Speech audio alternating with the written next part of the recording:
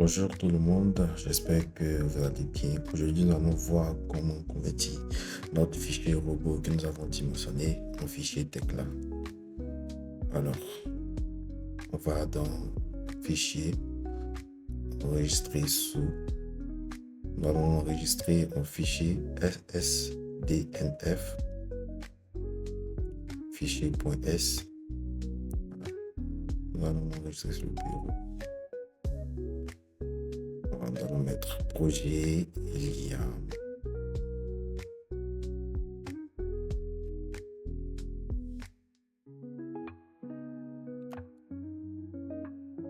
Ensuite, nous allons aller dans Tekla. Tekla, nous allons mettre acier. Créer nouveau tel. Voilà. Dans la première étape, importer notre fichier CAD.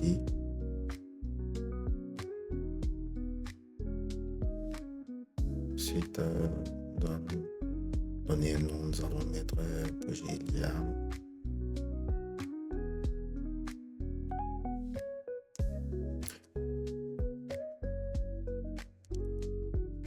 Donc, propriété. Ensuite, ici, nous allons faire les paramètres qui sont très importants. Dans les paramètres, nous allons ici importer notre fichier .s. Fichier.s.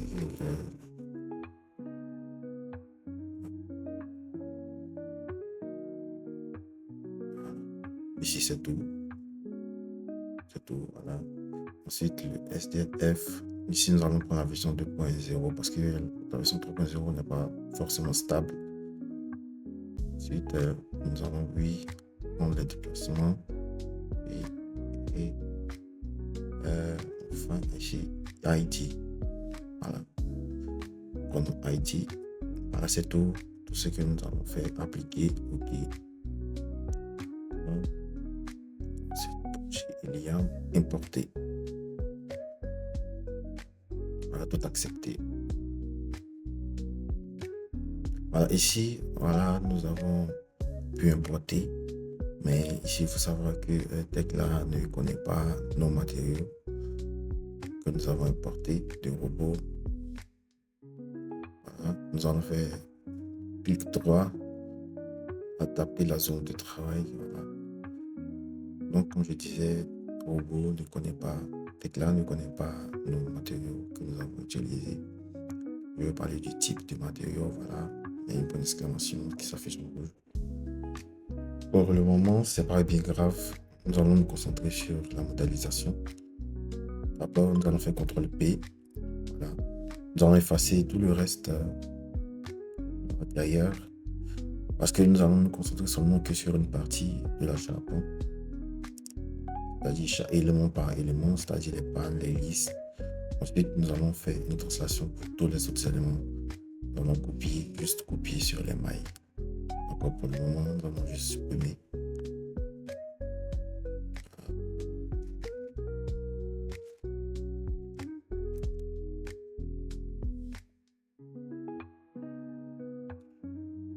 Plutôt de la gauche vers la droite, voilà.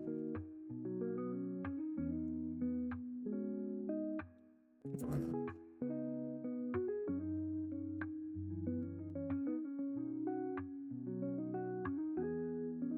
Et comme je l'avais dit au départ, Tekla ne connaît pas les matériaux que nous avons importés de robot. Donc, nous allons changer pour chaque élément le matériau utilisé, qui est le 235. Voilà, comme vous le voyez ici, il y a une bonne exclamation. Donc, pour ça, nous allons rentrer dans les propriétés du matériau. Voilà, acier. Pour nous, notre projet c'est 235, S235. Nous allons changer la couleur du profilé pour pouvoir les différencier. Ensuite, nous allons appliquer.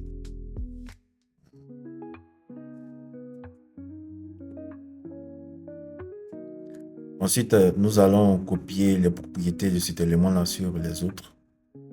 Voilà, double-clic. Ensuite, nous allons les copier sur les autres éléments.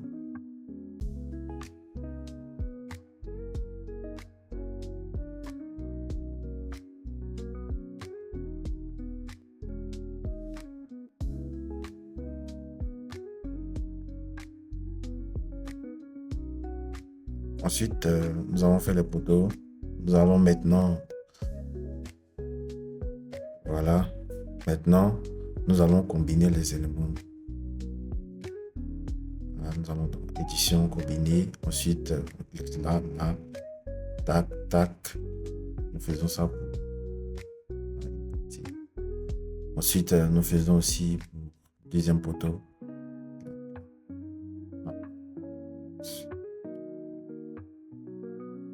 Voilà. Nous avons fini les poteaux, mais nous allons faire les traverses. C'est le même principe. Nous changeons le matériau. Nous changeons la couleur. Et nous faisons pareil sur tous les autres éléments. Ensuite, nous combinons le tout.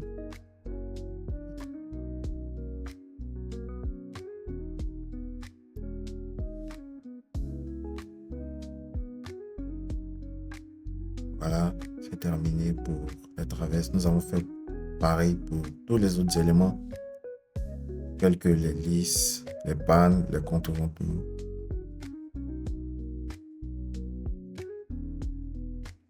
Nous allons maintenant paramétrer les mailles. Pour notre projet, nous avons 4 fois la distance 5,20 suivant l'axe X, donc 5200. 5200. Ensuite, 4 fois la distance suivant l'axe Y, 6,20.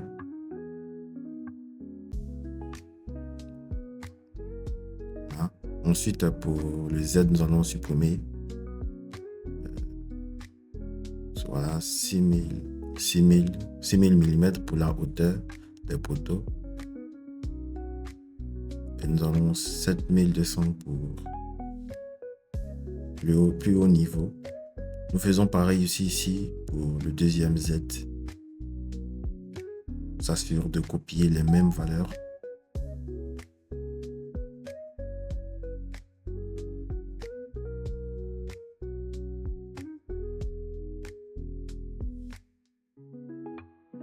Ici, nous pouvons changer la couleur des mailles.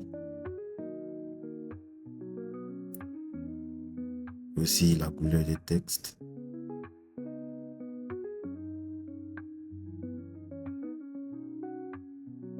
Après avoir géré le paramétrage des mailles, nous allons maintenant gérer l'excentrement. Comme nous le savons, les pannes reposent sur les traverses. Voilà, donc normalement, les pannes devraient reposer sur la surface supérieure des traverses ici. Voilà. Pareil pour les lisses. Les lisses reposent sur les poteaux. Voilà. Donc nous allons gérer cet excentrement là.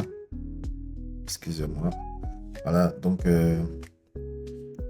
pour pouvoir faire ça, nous avons besoin de créer des vues sur les mailles, les différentes mailles, c'est-à-dire les lignes que nous avons là. Nous allons essayer de créer des vues ensemble. Affichage, nouvelle vue sur les mailles. Ensuite, nous allons changer ici, là, dans afficher. Voilà. Regardez. J'ai choisi la deuxième ligne, c'est-à-dire ZY, affiché. Regardez, ici j'ai mis 150 et là 100.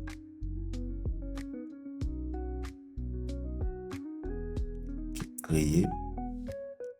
Nous voulons observer la ligne, la file 1, la file 4, la file E et la file A.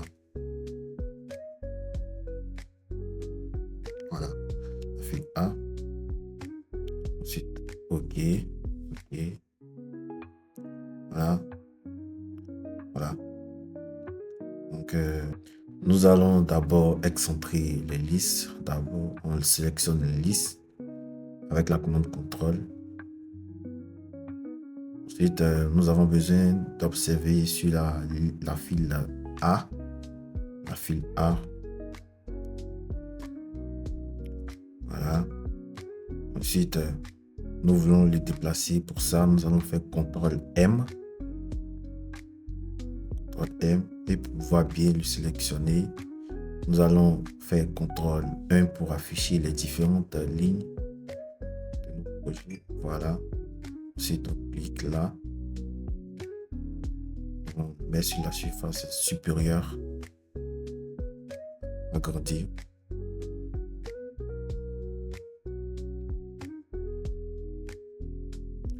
Ensuite, CTRL 4 pour pouvoir afficher les différentes couleurs des matériaux. Voilà, comme nous pouvons le constater, cela a marché. Nous pouvons faire pour les autres listes. Nous allons sélectionner toutes les autres listes. Nous voulons l'observer sur la file 1. Voilà, la file 1.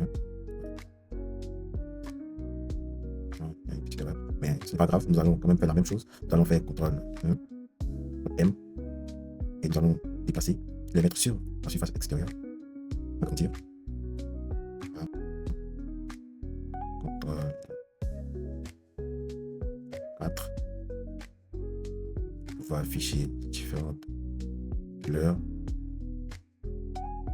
Voilà, nous pouvons voir que cela a marché.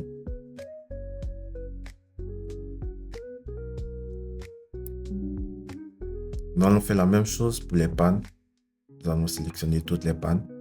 Nous allons afficher sur la file A.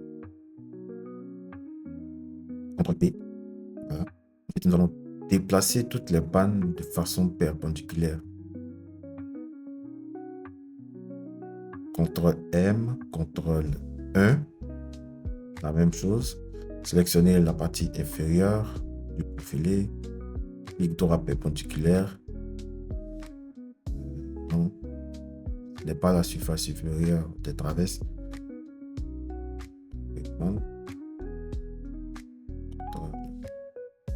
M. Nous assurons que c'est perpendiculaire.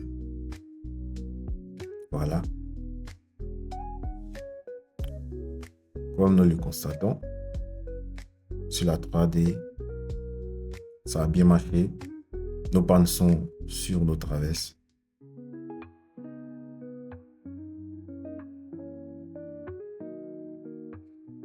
Ensuite, nous allons copier les autres éléments, c'est-à-dire les différents pannes lisses, les autres côtés. Nous allons faire CTRL P. Ensuite, sélectionner tous les matériaux. Nous allons faire clic droit, copie spéciale, miroir. Et nous allons sélectionner la ligne du milieu. Voilà. Copier. Ok, nous voyons que tous les éléments à droite se sont copiés à gauche. Nous allons faire pareil pour tout l'ensemble. Copie spéciale, miroir, sélectionner la ligne du milieu. Voilà. Voilà.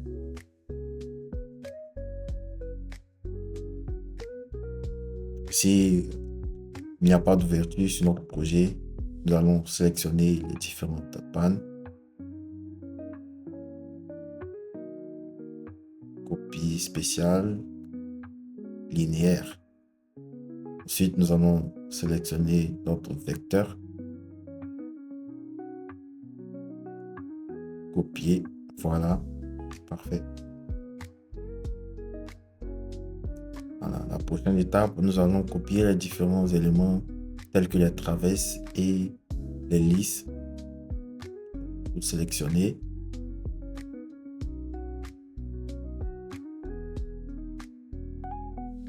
Ensuite, copie spéciale, linéaire. Sélectionner notre vecteur. Copier. Ici, nous allons prendre 3 nombres de copies. Voilà. Ici, il y a d'autres éléments qui existent déjà. Donc, nous allons faire supprimer les doublons. C'est bien, voyons si nous n'avons rien oublié. Merci d'avoir regardé la vidéo. Likez, commentez et abonnez-vous pour d'autres vidéos.